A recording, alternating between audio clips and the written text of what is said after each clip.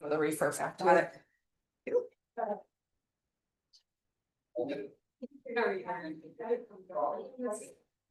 Yeah. Call the meeting in order. Let's please stand for the pledge of allegiance. I pledge allegiance to the flag of the United States of America and to the republic for which it stands, one nation under God, indivisible.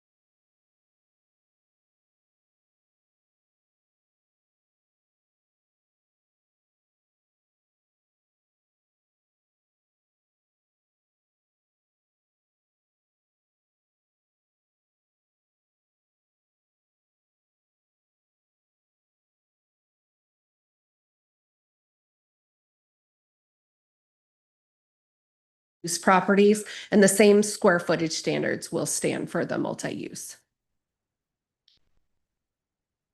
If there's any questions, I'd be happy to answer. Yes, Denise. Member Burgess, please. The only question that I have is for the square footage where the DADU rate is it just 50% on those larger? Correct, and that is per RCW. Perfect, thank you. Any other questions, comments for Director Snodgrass? Okay, hearing none, of your roll call vote. Great, it's funny. Mayor, Smith, Aye. Anderson, Aye. Arredondo, Yes. Burbank, Aye. Ferguson, Yes. Green. Aye. Okay, so now we have, RCO grant agreement, where's that, Miller Park? Move to approve the RCO grant agreement for funding for courts at Miller Park. Second. Okay, any questions or for Director Snodgrass? Yeah, I'm sure she has some things to tell us. I sure can. This is a Courts at Miller Park is our first phase of the Miller Court project. It will bring us the tennis court that can be utilized into 4 pickleball courts, as well as grass volleyball. It will start improving the hardscape and some small walking paths and bring us a restroom to the park. It is at $495,000 with a small match of only $23,000. So we are very grateful for this opportunity. This is just our first step in the grant agreement. As we'll go through and out to bid, you guys will see more steps in the process. Any questions? All in favor, state aye. Aye. Aye. Motion carried. Thank you, council. Next, we have transit service financial partnership agreement between the city of Buckley and Pierce County. Move to approve the transit service financial partnership agreement by and between the city of Buckley, Washington, and Pierce Transit. Second. Okay, at this point, City Administrator Brunel is on Zoom and available to answer any questions you might have, as this was drawn up between her and Pierce Transit on behalf of the city.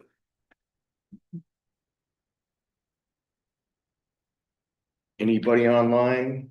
Councilmember Anderson or anything? Nope. Okay. All in favor, state aye. Aye. All opposed? Motion carried. So on our amended agenda, we have item C under new business for an MOU rolling over the Police Guild contract into 2026. Move to approve MOU Buckley Police Guild 2026 CBA rollover. Second. Any questions? Again, this is another item that maybe City Administrator Brunel could chime in on, or Chief Alfano, if you had any. See nothing. All in favor, state aye. Aye. Opposed?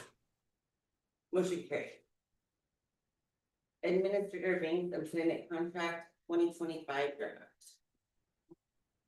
So, yes, Need a motion first. yes. Move to approve Administrator Banks Employment Contract 2025. Second. So here we are, on what is gonna be the last day of Administrator Brunel's employment here, which deeply saddens me, but I understand life happens. She came here. I sat on the hiring panel, if you will. I guess that's what you call it, over at the fire station, and we had 3 or 4 people come in, and she was heads and tails above any of those other applicants that came in. And young and full of energy, and I think she's done an absolutely outstanding job here guiding this town as we moved out of COVID and filling up storefronts and other items that we have done, and she's going to be missed, and I personally wish her well in her next endeavor.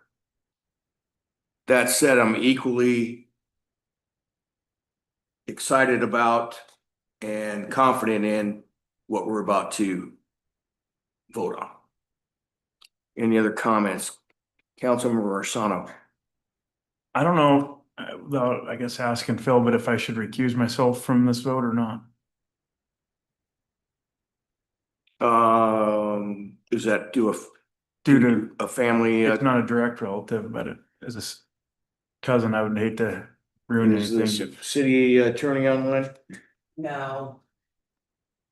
But if there's still 4 people, No, right? but So if I You recuse, can vote, is our clerk said. Oh. No personal interest is trade, but you can't. okay. No financial interest.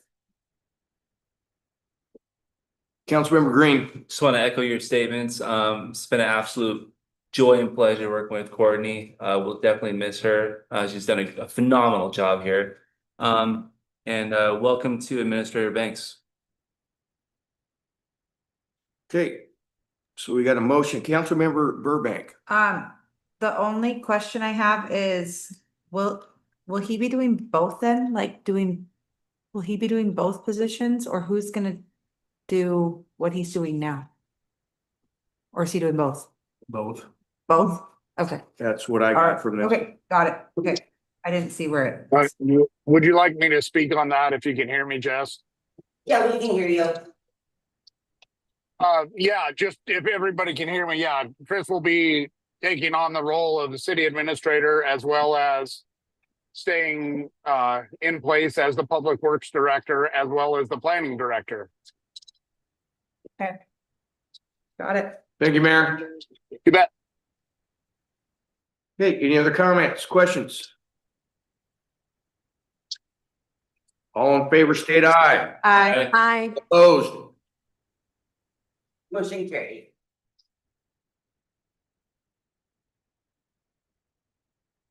Staff reports, developmental code updates. Mr. Farnsworth.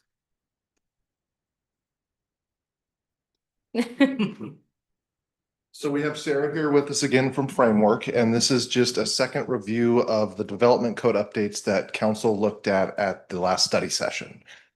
So Sarah will be kind of taking the reins and doing the majority of it, but if there any help is needed or if I need to interject, I'm here to answer questions, provide comments.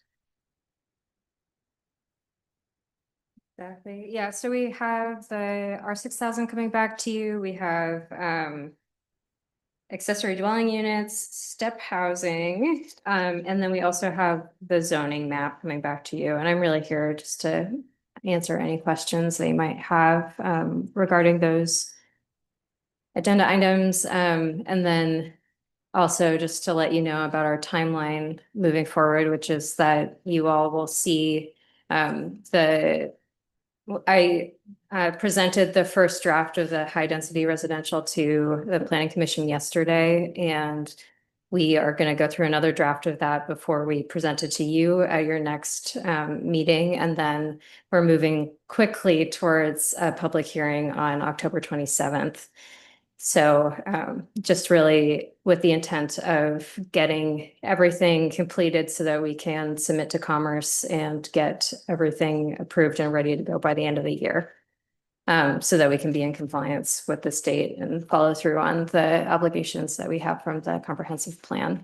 So that is going to be coming to you. The high density residential is obviously a sensitive topic. So we're working to make sure that we are both compliant with the state and also providing what you all want to see in your community. So with that said, I did want to return to the R6000 quickly. There was one change that was requested by the Planning Commission. We've kind of been moving back and forth a little bit on the senior low-income housing.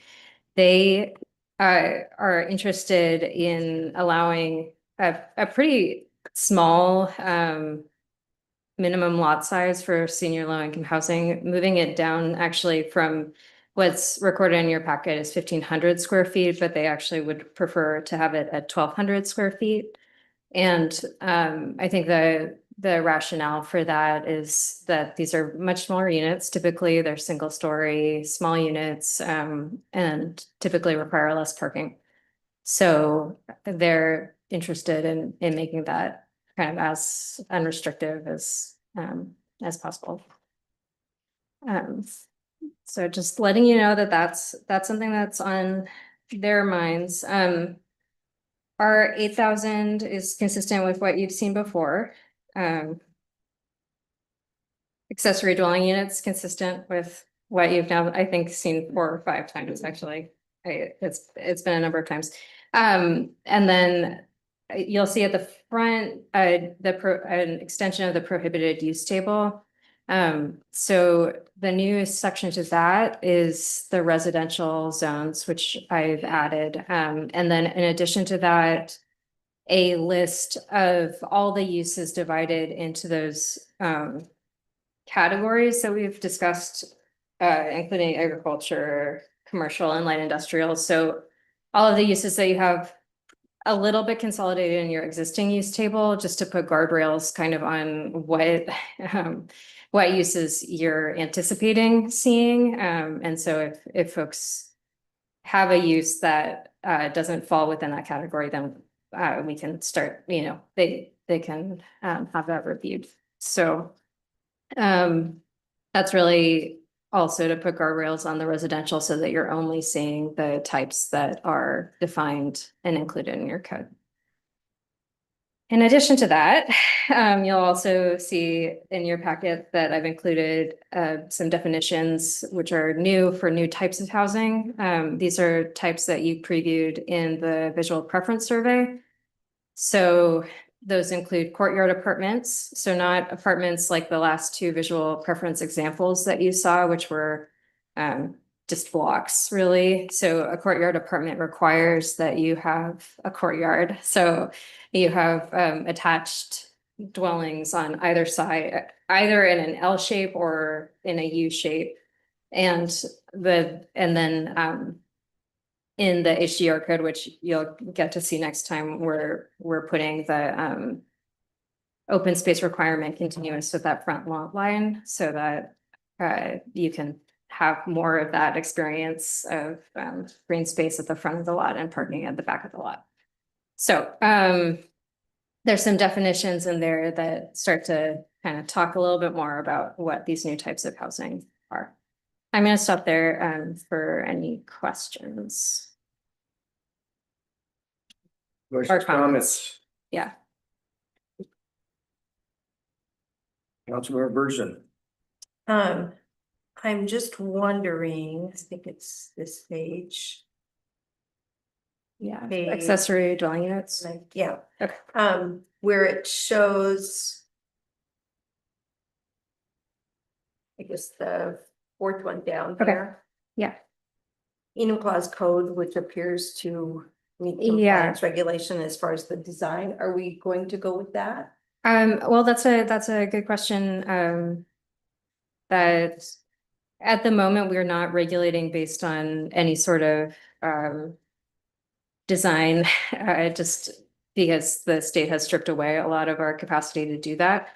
But Enumclaw is an example of, they have regulated in this fashion, and from what I can tell, that is compliant with the state. So it is a question of whether you want to include some sort of language that says that your ADUs and detached accessory dwelling units have a similar aesthetic to the principal unit. I think it's a good idea itself. So that you're not getting like a hodgepodge of buildings all on one property. Yeah, I think I've also discussed with Planner Farnsworth the possibility of other cities have worked to have sort of a library of accessory dwelling units that are pre-approved. And so that might be a barrier to that to some extent. But that's kind of the only barrier that I can see. Oh, sorry. Sorry. I had one more question, and that was concerning zoning on 112. Okay. The three little lots there that it looks like the dark color multifamily Right. high. Is that correct? Yes. Yeah. Okay, so I know that we had someone come and speak about maybe not having that as multifamily high, so I would like to bring that back to a study session to discuss. In my opinion, and this is just my opinion, you know, we have many people that complain about the number of people coming into our town and the infrastructure that we have. It doesn't really fit the number of people we have already. So I'm thinking if we have a way to cut that back, if we have multifamily high enough with everything else, I don't see why we would want to put a roadblock up to change that. Cause that was gonna be They wanted to zone that back for like single family houses, didn't they? Mhm. So that'd be a lower density. Yeah, so there was the discussion at the, right before you were approving the comprehensive plan amendment, to.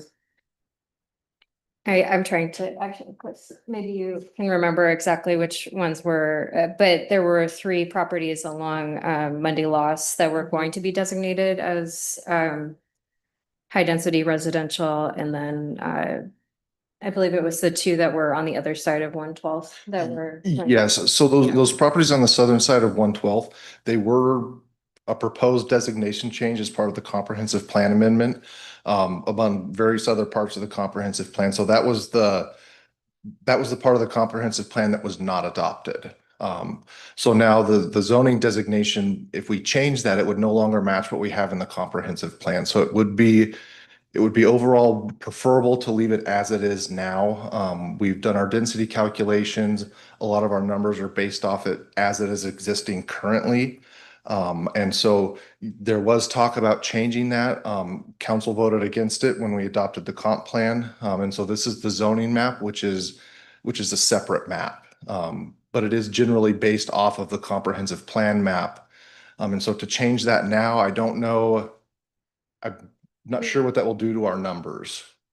So the option would be to move, so because they've already been designated in your future land use map as high density residential, you have the option to zone them as a type of high density residential. So your flexibility would be a question of if it's multifamily high or multifamily low. That would kind of be what you're locked into at this point.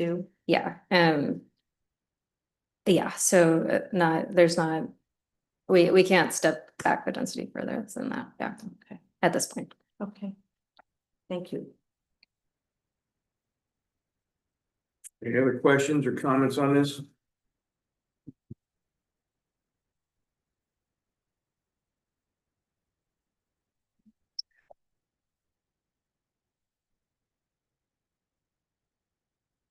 Okay, and then the last thing that I wanted to talk to you all about is a new non-conforming use update, which is something that we've been discussing because of the self-storage on 410.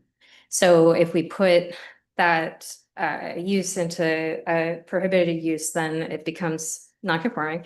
And we've discussed some exemptions kind of to that in order to create a little bit more flexibility for those property owners.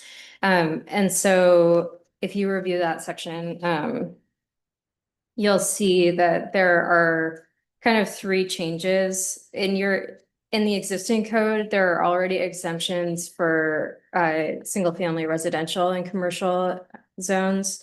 So this is kind of doing the same thing, but for self-storage. And what it would do is allow those uses to continue and to expand slightly. So what I have it at right now is that they could add additions up to 5% of the appraised value of their existing site improvements, which is a small change. But keeping in mind that most of the properties where self-storage already exists are pretty much at maximum capacity already. And then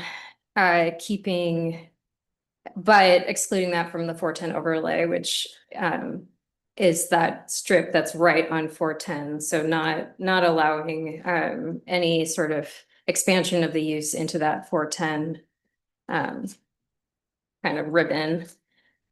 And then the other part of it would be to allow more of the use to happen within existing building footprints up to 20% of the existing site improvements. So if they wanted to renovate or extend the use slightly within the existing building footprints, they could. And then the second part of it is which you'll see on the second page, is allowing rebuilding after destruction of premises. with the exemption again of that 410 ribbon. Questions or comments for the gentle lady?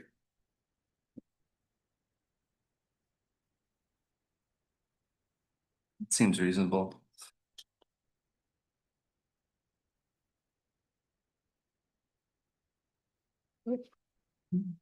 Was that all you had? That's all I've got. Well, thank you very much. Yeah, pleasure. Thank you. Moving on to the next item. City Administrator update, Council or City Administrator Brunel. Thank you, Council. I'm going to defer to new City Administrator Banks. Thank you, everyone. I don't really have many updates, but what I do have is a couple statements. I would like to thank City Administrator Brunel for her service to the city of Buckley for the last 3 years, her mentorship to me, her leadership, and her integrity. And I wish her the best in her new endeavors. We're going to miss her. Secondly, I would like to say thanks to the city council and the mayor for showing the confidence in me to step in and follow a tough act to follow, in my opinion. So I promise to do my best, and we'll see where that goes. So that's really all I have to say. Thank you. Thank you. Thank you. Okay, we'll move on to our second round of public comment. Is there anybody from the public that would like to speak, whether in person or online? See none, hear none. So we'll now move on to council member comments and good of the order. Anybody have anything to say? Councilmember Bergerson. I would like to thank Mr. Banks for stepping up and being willing to take on this new role, in addition to the other two that he is already filling. I think that the city is very lucky to have him, and he is a great asset to our city. So I'd like to thank him.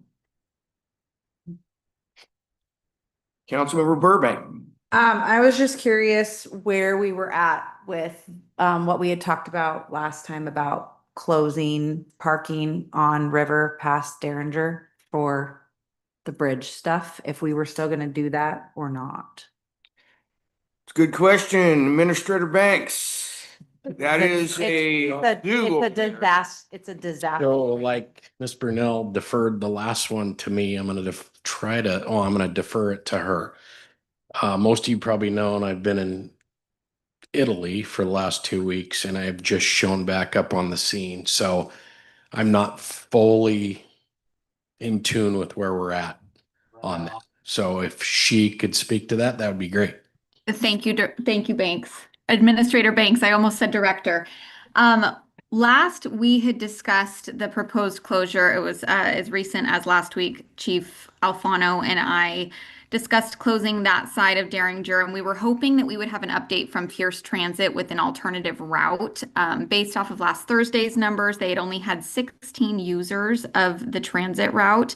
And so we had proposed some additional stops in order to better service the commuter traffic that we see coming into town. So a stop off of River as well as one next to the Armory in order to increase that ridership, and wanted to do one shared post. However, I see, and we all see, that it continues to be a concern and can have that road section closed as soon as tomorrow. Ideally, it becomes a pickup drop-off section only, and we'll just limit parking from Derringer all the way down to the end of the road.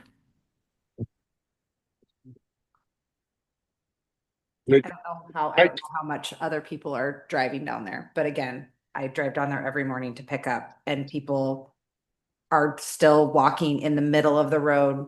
Cars are parked on the right, they're angled, people are in the middle of the road, it's dark. Cars are trying to come up while people are trying to go pick up. Yesterday, there was a whole baseball team walking, which was fine, but they're taking up the entire road, so you can't get down. It's just, it's very, very, very congested and not safe. So that was, again, my only I- concern. I can say a couple things here, if that's all right. Yes, Mayor. Chris and I touched base briefly, and this is kind of my thought, Amanda and everybody else going forward. Chris and I talked about striping putting a fog line on down both sides of the road, you know, at the edge of the asphalt, and putting out one communication, kind of a one last chance opportunity.